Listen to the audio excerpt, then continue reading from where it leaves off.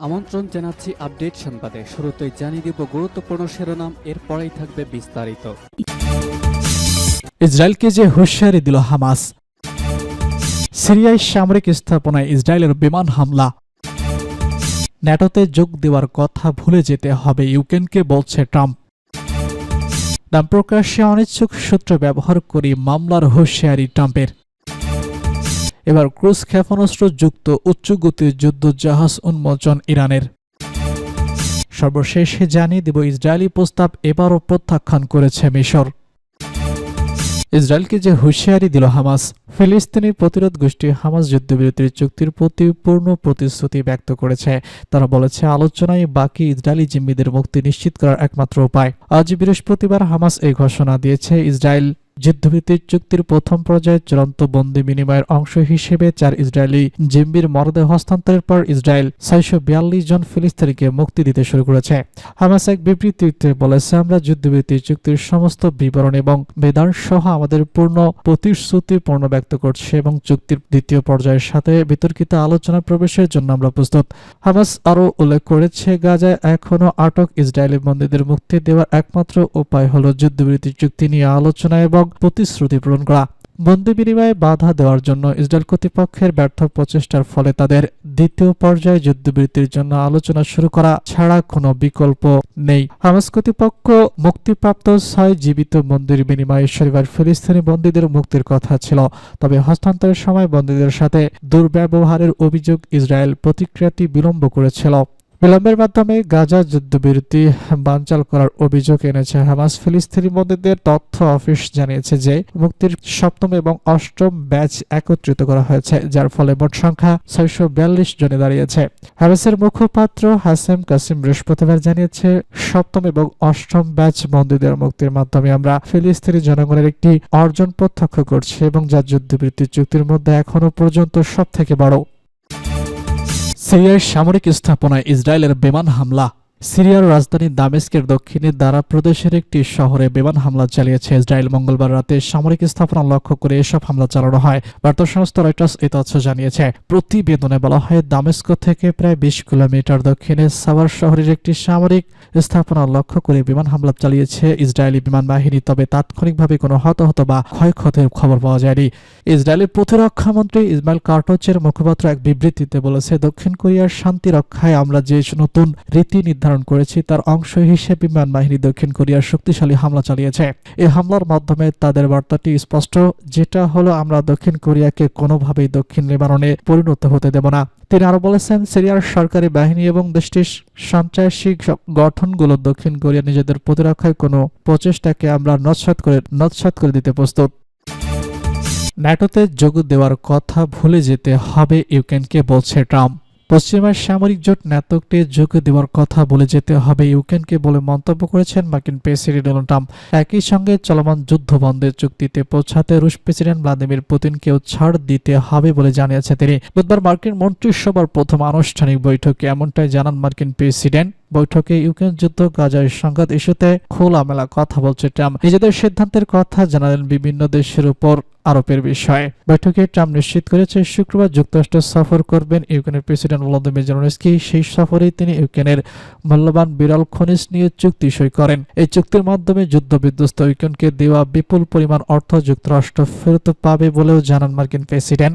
একই সঙ্গে তিনি বলেন, ইউক্রেনের ন্যাটোতে যোগ দেওয়ার স্বপ্ন ত্যাগ করতে হবে। জোটে যুক্ত হওয়ার পরিকল্পনার কারণে এই যুদ্ধ শুরু হয়েছিল বলে মন্তব্য করেন ট্রাম্প। তবে ইউক্রেন যুদ্ধ বন্ধের চুক্তিতে পৌঁছাতে ভ্লাদিমির পুতিনকেও ছাড় দিতে হবে না, বলেছে মার্কিন প্রেসিডেন্ট। নাম প্রকাশে অনিচ্ছুক সূত্র ব্যবহার করলেই মামলার হুঁশিয়ারি ট্রাম্পের। মার্কিন প্রেসিডেন্ট ডোনাল্ড ট্রাম্প এবার গণমাধ্যম নিয়ে সতর্কবার্তা দিয়েছে। যেসব গণমাধ্যম নাম বা লেখক নাম প্রকাশে অনিচ্ছুক সূত্র ব্যবহার করবে তাদের বিরুদ্ধে মামলা দেওয়ার হুমকি দিয়েছেন। মার্কিন প্রেসিডেন্ট এই নিয়ে সুন্দর নতুন আইন প্রণয়নের ইঙ্গিতও দিয়েছেন। সাংবাদিক মাইকেল ওলফের নতুন বইয়ে অল অর নাথিং রিয়াকব আমেরিকা প্রকাশের পর ট্রাম্প এই মন্তব্য করেন। মার্কিন প্রেসিডেন্ট হিসেবে রিপাবলিক দলের প্রথম মেয়াদে 2018 সালের বেস্টসেলার বই fire and recurring inside the Trump White হাউসের জন্য পরিচালিত এই লেখক সর্বশেষ বইটির ক্রাউনকে উদ্ধৃতি করে ইউরোনিউজ জানিয়েছে, দ্বিতীয় মেয়াদে প্রেসিডেন্ট হওয়ার জন্য ট্রাম্পের প্রচারের 18 মাস জুড়ে এই বইয়ের কাজ করা হয়েছে। ট্রাম্প কিভাবে পুনরায় আমেরিকার ক্ষমতায় এলেন সে বিষয়ে তুলে ধরা হয়েছে। এ নিয়ে নিজের সামাজিক যোগাযোগ মাধ্যমে ন্যাশনাল ট্রুথে দেওয়া এক পোস্টে ট্রাম্প বলেছেন, বেনামি অফ দ্য রেকর্ড উদ্ধৃতি সহ জাল বই এবং গল্পগুলো বের হচ্ছে। ওলফের সর্বশেষ কাজকে মানহানিকর গল্প কাহিনী আখ্যা দিয়ে মার্কিন প্রেসিডেন্ট বলেছেন, এই লজ্জাজনক অসত্যতার জন্য বড় মূল্য দিতে হবে। আমি এটা আমাদের দেশের সেবা হিসেবে করব। কে জানে, হয়তো আমরা কিছু সুন্দর নতুন আইন তৈরি করব। এর আগে যুক্তরাষ্ট্রের নতুন মন্ত্রিসভার প্রথম বৈঠকের খবর সংগ্রহে এপি, রয়টার্স ও ব্লুমবার্গ সহ কয়েকটি গণমাধ্যম সংস্থার সাংবাদিকদের প্রবেশ করতে দেয়নি হোয়াইট হাউস। ট্রাম্প প্রশাসনের মিডিয়া ওভাল সম্পর্কিত নতুন নীতি অনুযায়ী এই সিদ্ধান্ত নেওয়া হয়েছে। এবার ক্রুজ ক্ষেপণাস্ত্র যুক্ত উচ্চ গতির যুদ্ধজাহাজ উন্মোচন ইরানের।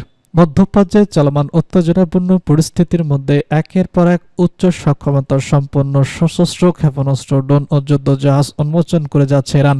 এর ধারাবাহিকতায় দেশটি এবার একটি উচ্চগতির নৌযান উন্মোচন করেছে, যা বিধ্বংসী যুদ্ধজাহাজ মোকাবেলার জন্য উন্নত ক্রুজ ক্ষেপণাস্ত্র বহন করতে সক্ষম। বৃহস্পতিবার নিজ নিজ প্রতিবেদনে এসব তথ্য জানিয়েছে দেশটির বার্তা সংস্থা মেহের ইরানা। প্রতিবেদন অনুযায়ী ইরানের বিপ্লবী গার্ড বাহিনীর অধীনস্থ নৌবাহিনী নতুন এই উচ্চগতি সম্পন্ন নৌযান উন্মোচন করেছে, যা শত্রুপক্ষের ধ্বংসকারী যুদ্ধজাহাজ লক্ষ্য করে আক্রমণ চালানোর সক্ষমতা রাখে। এটি ইরানের নৌ প্রতিরক্ষা সক্ষমতার গুরুত্বপূর্ণ উন্নয়ন হিসেবে বিবেচিত হচ্ছে। আইআরজিসি জানিয়েছে, শহীদ রেওয়ালি নামের এই নৌযানটি প্রতি ঘন্টায় 110 নট গতিতে চলতে পারে এবং এতে অ্যান্টি-শিপ ক্রুজ ক্ষেপণাস্ত্র ব্যবহার সুবিধা রয়েছে। আইআরজিসির দাবি, এই জাহাজগুলো উন্মোচন ইরানের সামরিক প্রতিরক্ষা প্রযুক্তির উন্নয়নের ধারাবাহিক প্রচেষ্টার প্রতিফলন। নতুন এই নৌযানটি ইরানের প্রতিরক্ষা কৌশলে গুরুত্বপূর্ণ ভূমিকা পালন করবে, বিশেষ করে এর আঞ্চলিক জলসীমা রক্ষা এবং সম্ভাব্য হুমকির মোকাবেলায়। ইসরায়েলি প্রস্তাব এবারও প্রত্যাখ্যান করেছে মিশর। মিশর গাজায় প্রশাসন দখলের জন্য ইসরায়েলের বিরোধী দলীয় প্রস্তাব প্রত্যাখ্যান করেছে। মিশর এই ধারণাটিকে অগ্রহণযোগ্য এবং দীর্ঘদিনের মিশরীয় আরব নীতির পরিপন্থী বলে অভিহিত করেছে। মিশরের পররাষ্ট্র মন্ত্রণালয়ের মুখপাত্র তাকিম মোল্লাদ বলেছেন, গাজার বিষয়ে মিশরীয় আরবদের অবস্থানের রূপকে এগিয়ে যাওয়া কোনো ধারণা বা প্রস্তাব প্রত্যাখ্যান অগ্রহণযোগ্য। প্রেস বিবৃতিতে জাফ বলেছেন, স্বাধীনতা ফিলিস্তিনি রাষ্ট্র প্রতিষ্ঠাকে এগিয়ে যাওয়ার কোনো পরামর্শ অর্থবিধান বা আঘাত সামনের পরিবর্তে দীর্ঘায়িত হওয়ার ঝুঁকি তৈরি করে। তিনি বলেছেন, গাজা উপত্যকা এবং পশ্চিম তীর ইসরায়েল দখলকৃত পূর্ব জেরুজালেম সহ ফিলিস্তিনি ভূখণ্ডের অবিচ্ছেদ্য অংশ, যা পূর্ব ফিলিস্তিনি সার্বভৌমত্ব এবং স্থাপনকারীর অধীনে থাকা উচিত। মঙ্গলবারে ইসরায়েলি নেতা লাপিদ বলেছেন, যুদ্ধ শেষ হওয়ার পর মিশরের কমপক্ষে 8 বছর গাজা উপত্যকা পরিচালনা করা উচিত, যার বিনিময়ে বিশাল ঋণ মওকুফ করা হবে। মিশর বরাবর গাজা উপত্যকায় 24 লক্ষ ফিলিস্তিনি বাসিন্দাকে স্থানান্তরিত করার প্রস্তাব প্রত্যাখ্যান করেছে। এই ধারণার স্থান চুক্তিকে রেড লাইন বলে অভিহিত করেছে। যুদ্ধবিধ্বস্ত ছিটমহলের বাসিন্দাদের মিশর বা জর্ডানে স্থানান্তরিত করার পর যুক্তরাষ্ট্রের দখল এবং মোকাবেলা নেওয়ার পরিকল্পনার বিরুদ্ধে কূটনৈতিক প্রচেষ্টা চালিয়েছে।